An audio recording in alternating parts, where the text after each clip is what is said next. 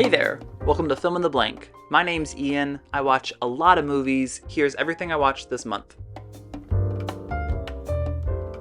I started the month off with Black Bag, written by David Koepp and directed by Steven Soderbergh. Black Bag is the kind of original, smart film studios should be clamoring to make 20 of each year. Everybody's firing on all cylinders in this. Soderbergh's direction, Koepp's script, that sexy production design and gorgeous lighting, Fassbender anchoring the story, Blanchett killing it with her precision and allure as an actor, and there's a stellar supporting ensemble filling out the story, with my favorite being Marisa Abela, who makes it hard to look away from her in any scene she's in. Please give this film a watch, yowzer. 4.5 stars. Then some animated royalty, 1997's Princess Mononoke, written and directed by Hayao Miyazaki. I caught the re-release of this in IMAX, which was quite the sensory overload. Getting to hear that rousing, majestic score in a theater was worth the price of admission alone. As for the film, it's probably Miyazaki's most intricate film, narratively speaking. There are so many moving parts and different factions to keep straight that I think it starts to buckle under its own weight in the second half. For a much cleaner, more effective take on the themes of war and the relationship between humans and nature, I'd point you to his 1984 masterpiece Nausicaa of the Valley of the Wind. But Princess Mononoke certainly has its charms, from an excellent lead character, always impressive animation, and did I mention that score? 3.5 stars. Next, a film I watched in high school and had absolutely no clue what to do with, 1974's The Conversation, written and directed by Francis Ford Coppola. Apocalypse Now and the first two Godfathers rightfully make up 3/4 of Coppola's Mount Rushmore, but the less talked about fourth head is definitely Gene Hackman panic listening to the chunkiest recording equipment 70s money could buy. It feels purer than the other three films in how it approaches theme, character, and messaging, with really incredible scenes sprinkled consistently throughout. Gene elevates his reserved character tremendously, but the character on the page is so subtly fleshed out that it would have been hard to mess it up too badly. If you can be patient with your thrillers, The Conversation is definitely for you. 4.5 stars. Then Mickey 17, written and directed by Bong Joon-ho. Oh Mickey, you're so fine. Robert Pattinson's acting his nimble butt off, and I liked the world Bong built, but everything beyond that didn't congeal in a satisfying way for me. I dug the first 20 minutes or so, but after that I felt like it was treading water in some plotty pools that made me very aware of the long runtime. Mark Ruffalo's big swing of a character never crystallized for me, and Toni Collette's best character since Hereditary had confusingly little to do. 2.5 stars. Next, one of the best comedies of all time, 2000's Best in Show, written by Christopher Guest and Eugene Levy, and directed by Christopher Guest. I've seen this movie so many times and it's killed every time. It feels so timeless and earnestly created by all involved. It really makes you treasure the true miracles in life, most notably that we are so lucky to have been raised amongst catalogs. 5 stars.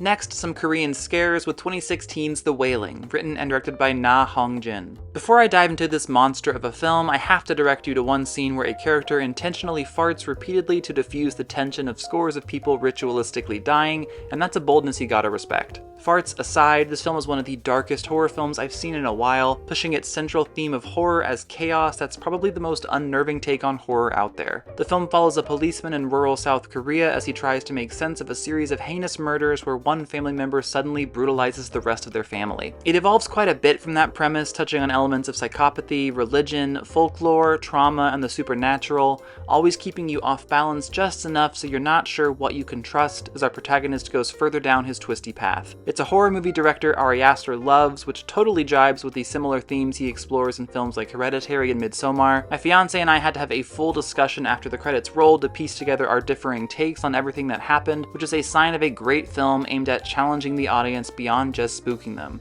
4 stars. Next, 2021's written and directed by Bruno Dumont. This started off alright with some nice shots and intriguing central character, but it flamed out pretty fast. It's 2 hours and 13 minutes, but felt like it dragged on forever, filled to the brim with boring bloat. Léa Seydoux as the camera-hogging titular reporter is enamoring as always, but that goes without saying. I wish everything around her lived up to her grandeur. 2 stars. Next, 1948's nudity-less The Naked City, written by Albert Maltz and Malvin Wald, and directed by Jules Dassin. The Naked City opens with awkwardly earnest narration from the producer of the film, talking up the cast, on-location shooting, and the film's focus on New York as the main character of the film over shots of the city. It's corny, but it's also wildly effective for the noir tone and sensibilities that coat the rest of the film. Director Jules Dassin and cinematographer William Daniels capture New York impeccably, from its dazzling beauty to its grimy underbelly, which thankfully elevates a somewhat straightforward detective plot. That's my New York. 4 stars. Up next, The Apprentice, written by Gabriel Sherman and directed by Ali Abbasi. I was in no rush to ingest more Trump than I absolutely needed to, but the pair of acting Oscar noms this snagged made me curious. I was hoping the narrative would deliver more than it did, establishing early on what makes Trump tick, and then coasting on that for the second half of the film. I did really like the performances. Sebastian Stan especially had to play a person with the most media saturation ever, who's been regularly impersonated by seemingly half the country, and who is unhinged enough to come after anyone making him look bad, and he found an uncanny way into his mannerisms and aura that never felt broad or empty. 3 stars. Then I rewatched a classic 80s rom-com, 1987's Overboard, written by Leslie Dixon and directed by Gary Marshall. Overboard is another beautiful reminder that Goldie Hawn could have starred in a film with a plank of wood and still had enough chemistry with it to gross $100 million. Luckily for everyone involved, she was co-starring in this with her husband and certified movie star Kurt Russell, so whenever they're on screen together, it's a delight. It's not as memorable of a finished product, but I'd gladly watch this again than most other rom-coms from the last 20 years. 3 stars. Next up, the newly Oscar-winning documentary No Other Land, directed by Yuval Abraham, Bassel Adra, Hamdan Bilal, and Rachel Zor. The backlash to this film depicting Israel's destruction of Masafer Yatta on the West Bank has been so ridiculously over the top, because as anyone who's actually seen it can attest, the events the film documents are blatantly inhumane and unconscionable. Shot entirely before Hamas's October 7th attacks and Israel's ensuing genocide across Gaza, No Other Land can feel hopeless for the Palestinian and Israeli activists, journalists, and filmmakers behind the film because of all that was yet to come. But it's the film's focus on human dignity and prioritizing justice over tribalism that makes it such a gut punch of a watch. 5 stars. Then some frontier grit with 1948's Red River, written by Borden Chase and Charles Schnee, and directed by Howard Hawks. As westerns go, this one didn't wow me. John Wayne and Montgomery Clift didn't have the chemistry between them to justify their tumultuous journey in the film, and it's got an ending that feels engineered solely to make guys named Chad who have a picture of themselves holding up a fish on their dating profile feel something. 3 stars. Then I watched Presence, written by David Koepp and directed by Steven Soderbergh. Soderbergh has a scary ability to turn out a high volume of films that never dip below just alright. The biggest critique of his movies that also applies to Presence is his films can feel glaringly small, mighty but small. Presence has a few tricks up its sleeves, most notably being told in first person from the perspective of an unseen presence occupying a family's home. It's not super memorable, but I always enjoy seeing what offbeat films Soderbergh chooses to add to his ballooning filmography next. 3 stars. Next, my monthly Bergman film, 1961's Through a Glass Darkly, written and directed by Ingmar Bergman. No matter how cheery things seem for the characters at the start of the film, you can always count on Bergman to ensure the wheels shoot off for the characters before long. This claustrophobic character study takes a fairly innocuous plot of 4 family members relaxing at a quiet island home and sends it spiraling with everything from mental illness to incest. There are still a couple Bergman films I like better, but this had my favorite dialogue of any of his films, really cutting lines that feel so applicable to everyday life that it scares me. 4.5 stars. Then the Issa Rae produced One of Them Days, written by Sarita Singleton and directed by Lawrence Lamont. The brightly lit studio comedy has been an endangered species for over a decade, so in the same way people protect and advocate for polar bears or blue whales, when a healthy studio comedy makes it to theaters, we gotta sing its praises. But even so, One of Them Days has a lot going for it on its own, from terrific chemistry between Keke Palmer and SZA to some quality bits and gags. I'm sure they'll finagle a sequel before long, and that's honestly cool with me. 3.5 stars. Then the most chaotic bro night out, 1976's Mikey and Nicky, written and directed by Elaine May. This is an offbeat two-hander all about friendship, the relationships we have with ourselves, and how we balance the two when one starts dragging the other down. Elaine May especially digs down into elements of male friendship, the bravado, the fear, the love, with John Cassavetes and Peter Falk navigating it all as performers so elegantly. Peter Falk in particular is so engrossing as a slightly slimy mob thug trying to figure out if he'd do anything for Nicky or do anything to never have to deal with Nicky again. He's always great, but he's so vulnerable and endearing as Mikey, one of the best performances of the 70s any way you slice it. 4 stars. Next, a film with the cleverest title of the month, 1942's The Major and the Minor, written by Billy Wilder and Charles Brackett, and directed by Billy Wilder. Watching an adult pretend to be a kid for an entire film definitely isn't it for me, especially when Ginger Rogers is so very clearly in her 30s. Billy Wilder's first foray into Hollywood shows some signs of his genius, but not enough to give this much life outside of its pedantic plot and forced romance. 2.5 stars. Then I watched 1961's Lola, written and directed by Jacques Demy. As a film lover, it's a massive bummer that I don't connect more with Jacques Demy's films. I've seen The Umbrellas of Cherbourg and Donkey Skin and liked both, but didn't come away from them with anything too meaningful. I hoped Lola's more stripped down look and feel would add something different, but sadly I liked it even less than the other two. Here's hoping one day it'll all click more. 2.5 stars. Then I checked out 2022's Nanny, written and directed by Nicky Jusu.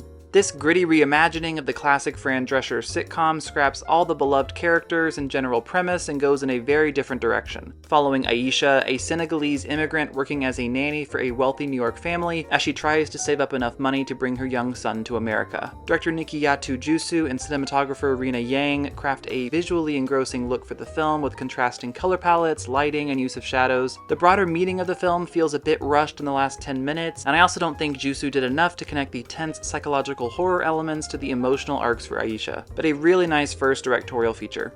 3.5 stars. Then, our favorite aardvark is all grown up in 1981's Arthur, written and directed by Steve Gordon. The late 70s and early 80s saw an inordinate amount of comedies break through with the Oscars, with Oscar-winning films like Annie Hall, California Suite, The Goodbye Girl, and this body film about an uber-wealthy, sex-addled, constantly drunk man-child played by Dudley Moore, who against his family's wishes falls for an exuberant, shoplifting Liza Minnelli. While I can see how Dudley Moore constantly playing an over-the-top drunk is grating for some, I thought everything was so charming and chipper that it all mostly worked. Several gags got me more than I expected, with some coming directly from character, which weaker comedies can't really pull off. This would probably tick up higher on a rewatch, but for now, what a hoot. 3.5 stars. Next, some Kurosawa with 1949's Stray Dog, written by Akira Kurosawa and Ryuzo Kikushima, and directed by Akira Kurosawa. Toshiro Mifune playing a naive, easily flustered character is so against type for the tough, headstrong brand he established over his career. Still, he plays his fresh-on-the-job homicide detective with a similar intensity that shines through more as the film goes on. There's elements of the inexperienced recklessness that defined his character in Seven Samurai, as well as elements of the existential unraveling of his character in High and Low. The plot is pretty tidy and ends on an oddly conventional beat, but Kurosawa makes the journey well worth it. 4 stars. Next up, 1977's The Goodbye Girl, written by Neil Simon and directed by Herbert Ross. This is one of the most utterly charming movies around. The writing's sharp, the characters feel real, and the performances from the 3 Oscar-nominated actors all won me over. I'm confused why that charm didn't manifest in a higher rating though. Maybe it all felt too predictable where things would end up, so the love story at the core of the film felt more perfunctory than honestly contrived. Maybe some of the beats were repetitive and full of whining and unpleasantness. Regardless, still a charmer, and I'd give it 3.5 stars. Then Call the Exterminator is 1991's Bugsy, written by James Toback and directed by Barry Levinson. Bugsy Siegel seems like a fascinating nut to crack, but the screenplay and Warren Beatty's performance don't go very deep at all. They let you know he was erratic and suave when he wanted to be, and then just let you fill in the rest of his character for the remainder of the film. Probably would have benefited from a grittier director than Barry Levinson as well. 2.5 stars. Next, 1980's Jill Clayburgh and Michael Douglas starring It's My Turn, written by Eleanor Bergstein and directed by Claudia Weil. As a whole, this low-key dramedy isn't very cinematic and it's pretty flat visually. I enjoyed the brutally grounded love story at the core of the film, but it's more forgettably reserved than Claudia Weil's debut narrative feature, Girlfriends. I can see the intellectual rom-com channel Weil was attempting to carve out for herself. It just didn't move outside of good territory for me. That Diana Ross credit song definitely brings it though. 3 stars.